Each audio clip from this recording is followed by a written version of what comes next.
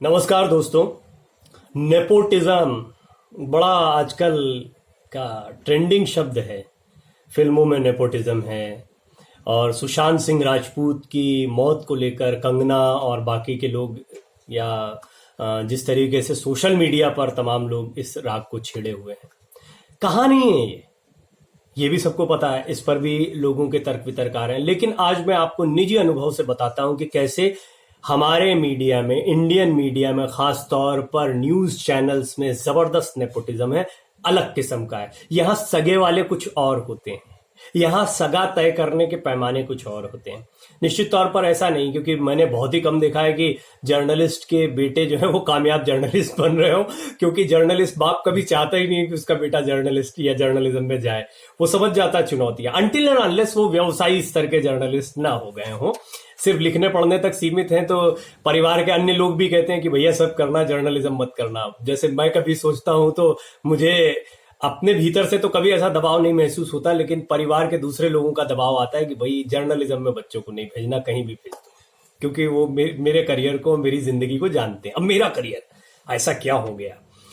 ये जो नेपोटिज्म है ना, ये इंडियन मीडिया में इतने जबरदस्त किस्म से घुसा हुआ था एक समय पर, जिसमें 4-6, क्या शब्द यूज करूं मैं इन लोगों के लिए, 4-6 लोगों ने एक कॉकस बना रखा था। हर चैनल पर काबिज हो गए और काबिज होने के बाद में लोगों को रखना, निकालना, किसको रखा जाना, क्षेत्रवाद के आधार पर रखा जाना, क्षेत्रवाद के आधार पर नहीं रखा जाना। आपको आश्चर्य होगा, किसी को क्या ब्राह्मण होने की वजह से नहीं रखा जाए। ये हो चुका, और ये मैं बहुत जिम्मेदारी से कह रहा हूं। हमेशा मैं ये शब्द कहता हूं क्योंकि मेरे अपने निजी जीवन का अनुभव है। या कोई किसी क्षेत्र विशेष को कहे कि वहां के लोग बड़े तेज होते हैं, या फिर कई बार आपके टैलेंट से ही परेशान हो जाना।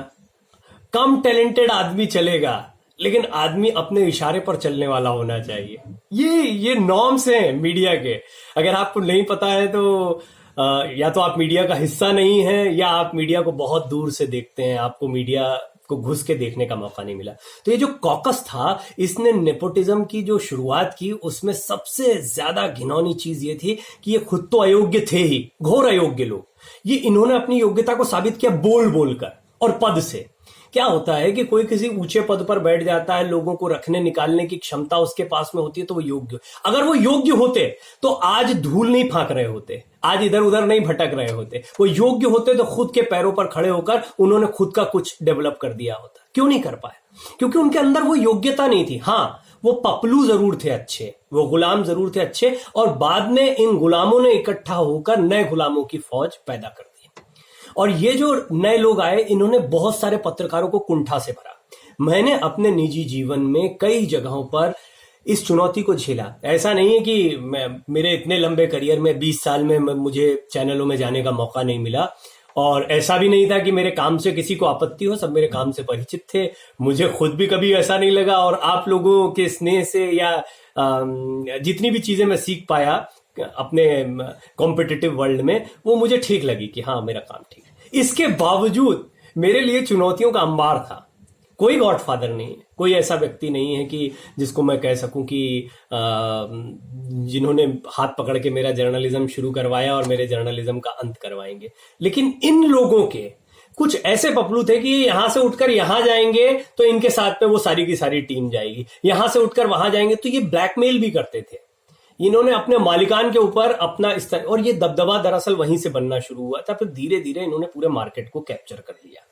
अब ये सब कचरा धीरे धीरे साफ हुआ, लेकिन तब तक मीडिया की हालत क्या हो गई है वो आप देख रहे हैं। हमारा टेलीविजन मीडिया किस बुरी तरह से नीचे गिर रहा है। अभी एक बड़े चैनल ने अपने सारे बड़े पदाधिकारियों को निकाल दिया। कल की घटना है, मुझे पता नहीं आप लोगों को जानकारी मिली है, नहीं मिली है, या जल्दी मिल जाएगी। सारे बड़े पदाधिकारियों को निकाल दिया। अब ये तो वो हैं जो खूब अच्छा काम कर रहे थे, या जहां जाना लोगों का सपना होता है, जहां जाने के लिए लोग कब से लालायित थे, वहां पर ये स्थितियां हैं। तो मीडिया तो अब गर्त में जा रहा है, लेकिन इस मीडिया को गर्त में भेजने का काम करने वाले ऐसे ही लोग थे। फिर इन लोगों ने क्या किया कि नए नए लोगों को फंसा। इन्होंने ये बताया कि हमने देखो इतने बड़े बड़े चैनल्स को लॉन्च किया, हमने इतने बड़े बड़े चैनल में काम किया है, तो हम आपका भी चैनल ला देंगे। फिर वहां से गेम शुरू हुआ चैनल लॉन्चिंग का। चैनल लॉन्चिंग में भी एक कॉकस सक्रिय रहा। नए चैनल्स के लिए भी ये सक्रिय रहा। तो ये बहुत लंबे समय तक मीडिया को एक्सप्लॉइट करते रहे। ये नेपोटिज्म नहीं है तो क्या है? इस नेपोटिज्म में जो ये थे और इनके सगे वाले, देखिए हश्र तो सबका यही होना, इनको भी नहीं पता था, ये तब तो एंजॉय कर रहे थे, इन्हें थोड़ी पता था कि मीडिया जो है वो किस तरीके से जाएगा। दूरदर्शिता की बात करते थे, कोई दूरदर्शिता इनके भीतर कभी नहीं रही।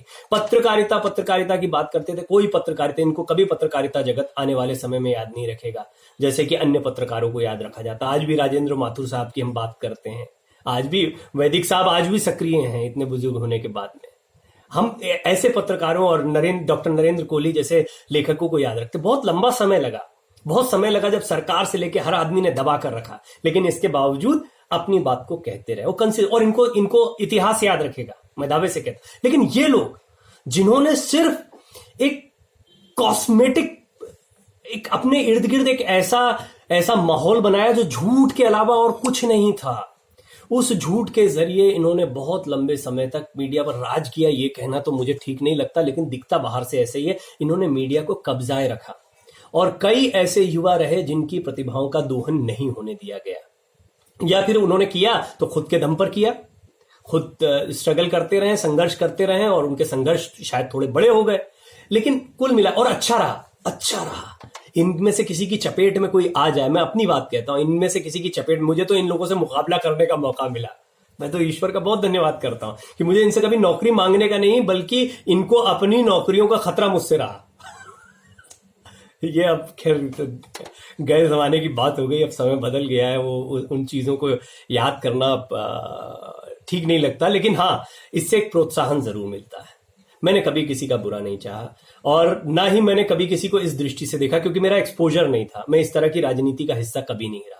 जितना थोड़ा बहुत सीखा समझा ना, ऐसा नहीं कि मैं उसमें इन्वॉल्व नहीं हुआ, जितना थोड़ा बहुत सीखा समझा मैं इन्हीं से सीख पाया। या जैसे कहते हैं ना कि सुअर से लड़ लड़कर आप भी सुअर हो जाते हैं, तो कई बार वो प्रतिभा का भी विकास होता रहा, लेकिन अच्छा रहा कि वो भी बहुत लंबा समय नहीं चला। ये दिमाग को सचमुच पागल कर देता है। तो नेपोटिज्म की बात आप सुशांत सिंह राजपूत की मौत के बाद, या ऐसे कई मौके आए, नेपोटिज्म कोई नई चीज तो है नहीं बॉलीवुड में, और पॉलिटिक्स में भी नेपोटिज्म होता है, लेकिन मीडिया का ये जो नेपोटिज्म है इसके बारे में कभी कोई बात नहीं करता, और ये कई मीडिया कर्मियों को खा गया। बेशक उन्होंने आत्महत्या नहीं की, लेकिन उनके अंदर का पत्रकार मर गया, उन्होंने अपने पत्रकार की आत्महत्या कर दी। और इन भीतर के पत्रकार की आत्महत्या के लिए ये लोग बहुत बुरी तरह से जिम्मेदार हैं, और ये बद्दुआएं हैं कि ये लोग अब कहीं नहीं है, और ये खुद कुंठित हैं, अवसादग्रस्त हैं। कभी मिलिएगा, पता नहीं, मतलब दुर्भाग्य हो आपका, कभी मुलाकात हो जाए इनसे तो मिल लीजिएगा। लेकिन अगर आपका सौभाग्य रहा कि आप नहीं मिले तो मैं आपको बता देता हूं, बेहद कुंठित और अवसादग्रस्त हैं। और वो लोग भी हो जाएंगे जो इसी परिपाटी पर चल रहे हैं। ये हिदायत दे रहा हूं, बहुत खुली हिदायत दे रहा हूं आपको।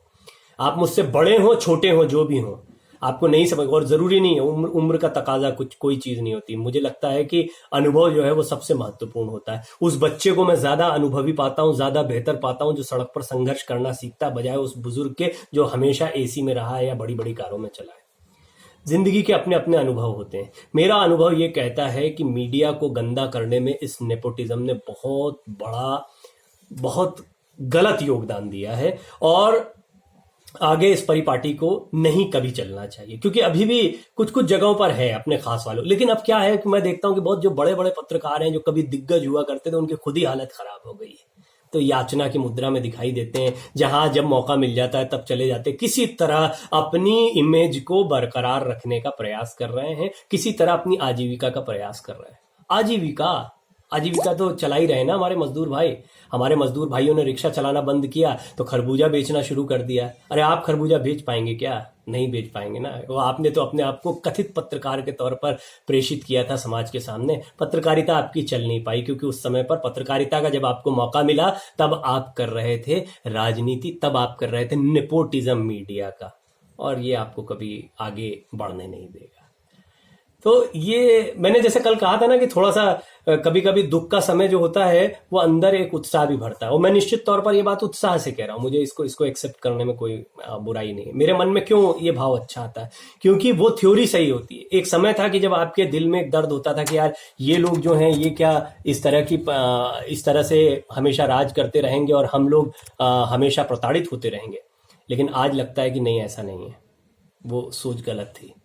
गलत का नतीजा गलत होता है। हमेशा से होता रहा है, आगे भी होता रहेगा। बहुत बहुत धन्यवाद।